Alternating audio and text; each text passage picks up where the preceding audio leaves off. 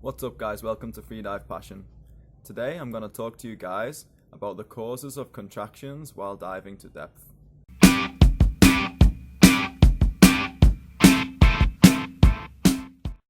So we were all taught in our first courses that contractions are caused by high levels of carbon dioxide.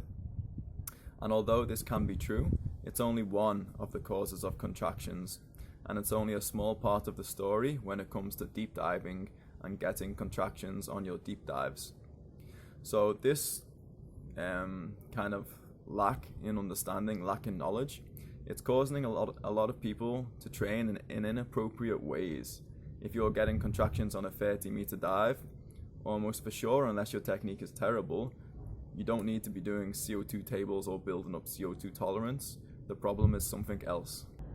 I've come to realize over the years that contractions, it's more of a reaction than a symptom. It's not something that has to happen giving a certain input within your body, so levels of carbon dioxide, for instance. It's not like a fixed thing. You don't have to get contractions when you reach this certain level of carbon dioxide. What contractions are is simply a reaction to discomfort. And figuring out exactly what the source of discomfort is what's going to help you to get rid of contractions on your deep diving. So some sources might be just anxiety about the depth that you're approaching. Another source of discomfort might be the feeling of being below your residual volume and the feeling of your lungs being compressed. Another could be carbon dioxide. So to give you guys some examples from my own training periods, I can do, on a good day, 70 meters and back with no contractions at all.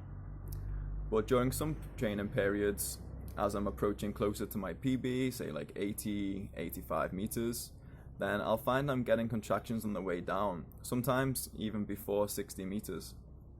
Now, nothing's changed in relation to carbon dioxide or the feeling of compression that I get at 60 meters, because I'm breathing the same way, I'm diving the same way, I'm at the same depth, so pressure is like a fixed thing that doesn't really change. The only thing that's changed is the depth that I'm going to and the amount of stress that that's caused me. So I found I was getting contractions earlier than what I would if I was doing a shallow dive.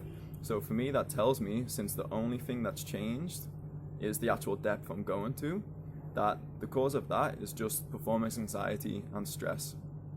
So if you want to decide if your contractions are due to stress, you can do something similar. Let's say you can go to 40 meters and back with no contractions. But if you were setting the line closer to your PB, whatever that may be, let's just say 60 meters, all of a sudden you start to get contractions on the way down, then you know for sure it's nothing to do with carbon dioxide. So there's a pretty good chance, especially if you're getting it before 40 meters, because that would mean it's also nothing to do with pressure, that the contractions are coming in relation to just higher levels of stress.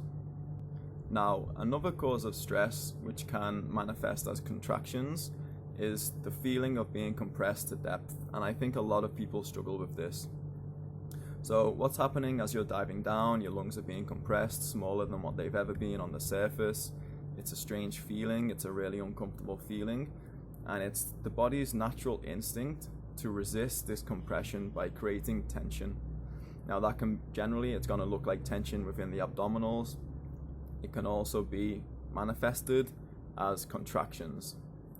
Now this can be like pretty dangerous and lead to lung squeeze, and generally, even if you're not susceptible to lung squeeze, it's just going to make your dive less comfortable. So the idea is not to react to this pressure, to train yourself to learn how to just relax, allow your lungs to be compressed, allow your body to relax around this compression and not resist the pressure and not create contractions. You can understand if this applies to you if you always get contractions around the same depth, no matter what depth the line is set to. If you're getting contractions on the descent and your technique is passable, like it's an okay technique, then almost for sure the cause is one of the first two reasons which I just spoke about. So either performance anxiety or just a reaction to the pressure within your lungs, or a combination of both.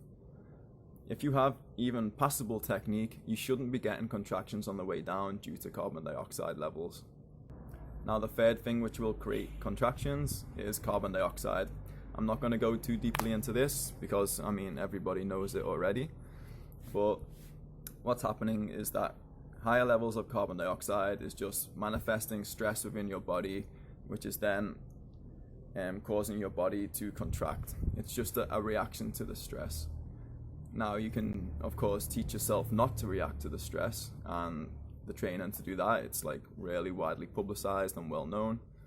The point is, if you are getting contractions due to carbon dioxide, it should be much later on in your dive, like around a 2-minute dive time, I would say, unless you're doing no fins, in which case it would come much sooner. Now it's my belief that without any serious CO2 training, so long as you focus on being able to relax and not get performance anxiety, be able to relax around the pressure within your lungs, there's no reason you shouldn't be able to do a dive to 100 meters without any contractions on the descent. In my next video, I'm going to talk about some ways that you can train to help overcome these different causes for contractions. So I hope you get what I'm talking about and that's pretty clear to you guys. Until next time, take it easy and dive safe.